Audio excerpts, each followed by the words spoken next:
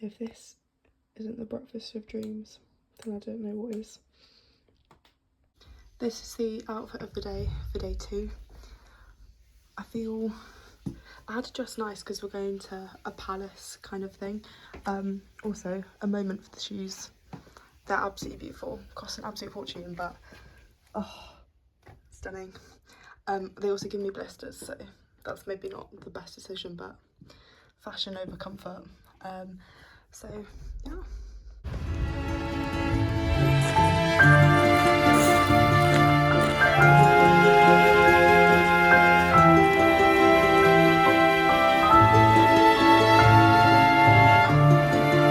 Welcome to the new house.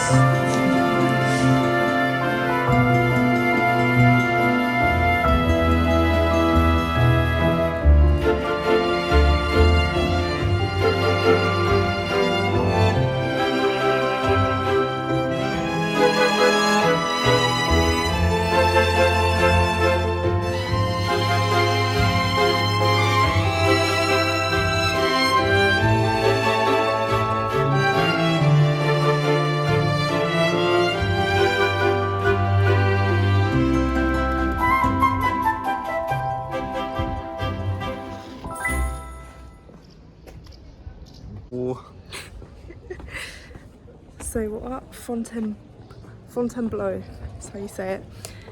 This is absolutely beautiful. It's basically like Versailles, but just a little bit smaller and post-revolution. So there's just chairs everywhere. The architecture's a little bit different, like the interior. But it's beautiful. Excusez-moi, monsieur. What are you listening to? There's so much poo everywhere. That's why they call it a chateau. I think we may have found the culprits.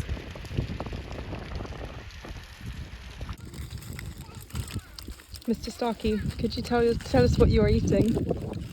Sandwich au fromage. And how would you order that in French? Excusez-moi, monsieur. Je voudrais un sandwich au fromage, s'il vous plaît. Mercy buckets.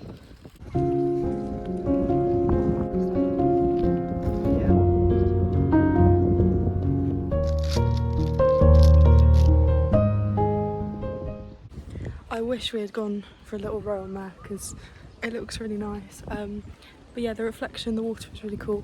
We're heading back now. I think we're going to have a bit of a nap, bit of a rest, watch some Olympics, and then go out for a hike once it gets a bit cooler because it's quite hot today. And it's going to be a busy 10 days or so, so just kind of pacing ourselves, you know. But yeah, I would recommend this place. It's very nice. And it's not as busy as Versailles. Obviously Versailles is closer to the centre of Paris and is a lot more famous, so it's a lot busier. And we went I think just after COVID, so there were less people anyway. I imagine it'll be more now. But yeah, this place is really good. This will be us tomorrow in the Stade de France, watching the rugby sevens. So impressive. We've had an outfit change and we're ready to go hiking. I say hiking, we're going to do 5k with no idea where we're going. We don't have a route, but we swapped into the running trainers. So we're ready to go, and it's cooled down a little bit and we're well rested, so we're just going to explore the area and see what we find. Can you tell us where we're going? We are going to the forest of Fontainebleau. So where we were this morning, and we have a route? Oui. So we're not going to be walking aimlessly. How long is it? 7.24 kilometres. Decent. So I think we're ready to go.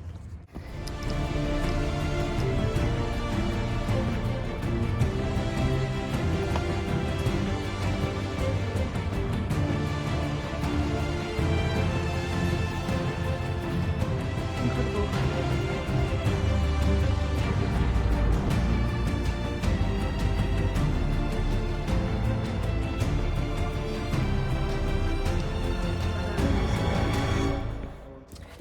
Second time going the wrong way.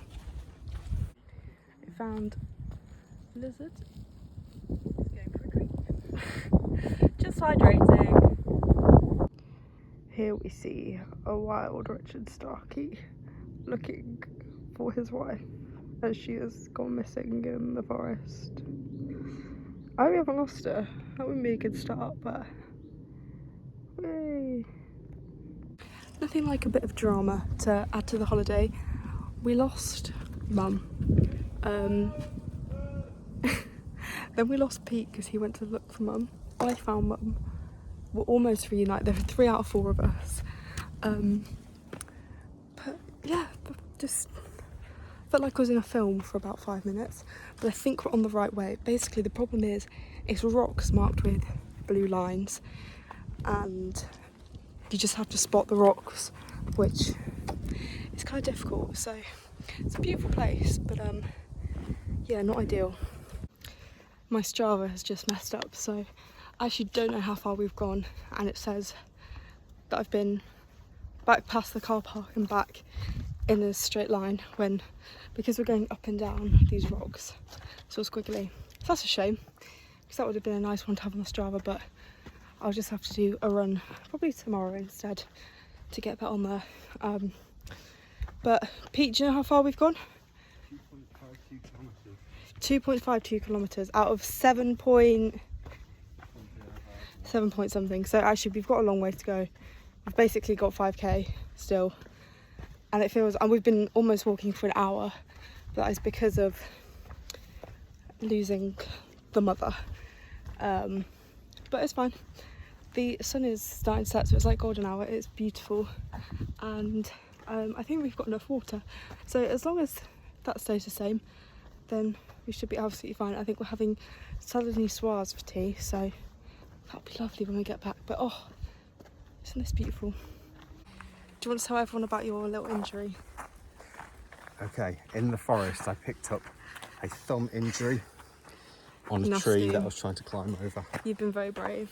I was very brave, no plasters, so I've No got an plasters. open wound here.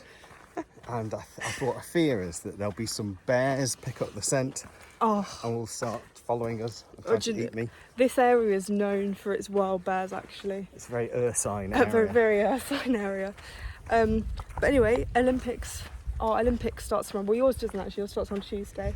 Yeah, so you and your brother are going to the Olympic Stadium tomorrow to see women's rugby sevens. Yeah.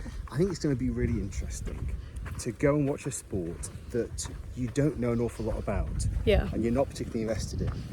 You're in a stadium full of 80,000 people, most of whom are kind of in a similar position. Yeah. It makes me think of the cricket at the Commonwealth Games, when we had big stadium at Edgbaston filled with people, and that is their chance to engage with cricket, and it's your chance tomorrow, and then all of us the day after, to engage with rugby sevens. Yeah. And I guess what I'm looking at is, what is it that makes you more invested in a sport which you're casually engaging with at an event like the Olympics? Is it the stories that come out of it, the people, the names you get to know? I think going back to the Cricket World Cup final, and the one name we took away with us was Anya Shribsole. Yeah. And actually it's having a name to hold on to, a person you can follow, that is then going to potentially get you more invested in that sport in the future. It's very true. Inspiring words. But yeah, I mean, we saw a bit on TV earlier today. It was Brazil against France, and the stadium was just absolutely packed out.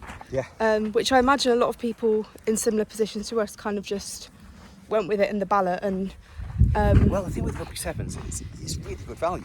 yeah, You get all these You matches see a lot. over several hours in the Olympic Stadium before anyone's got to go into the Yeah. Olympic Stadium. So it seemed like a really obvious one to go for me.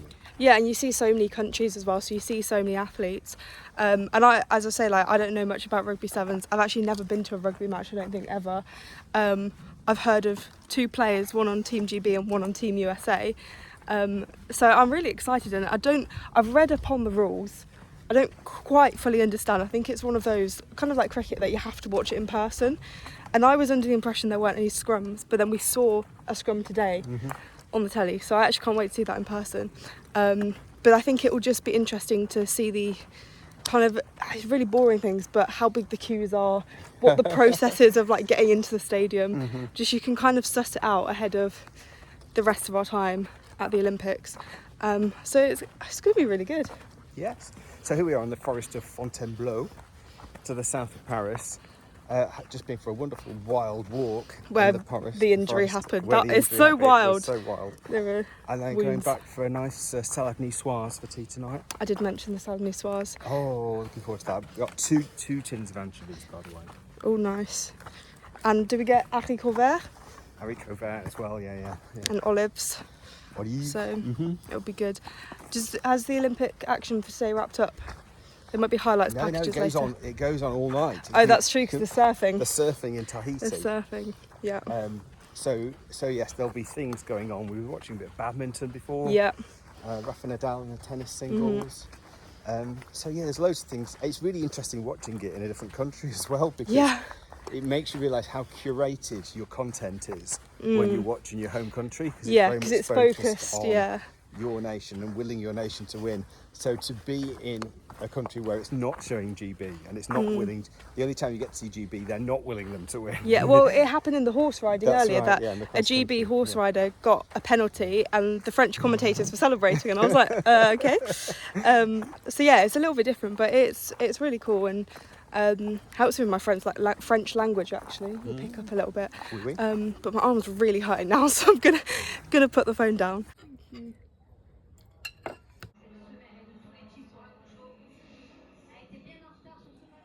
We're in the final 5 minutes of Canada versus France, so I'm going to wrap it up there for today. Looks like it will stay a draw. There are 3 minutes left now, so it's unlikely. Well, you never know. Never say never. After Australia against Zambia earlier today, we shall see. Tomorrow will be a big day, going to the rugby, our first Olympic event, and I'm really, really excited. Paris, I reckon it's going to be heaving.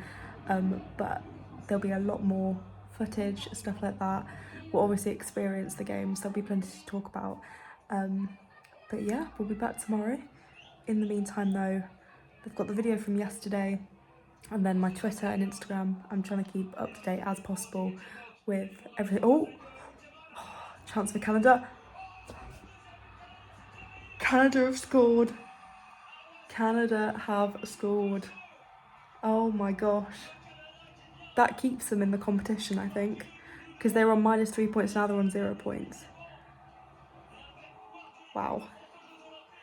Incroyable.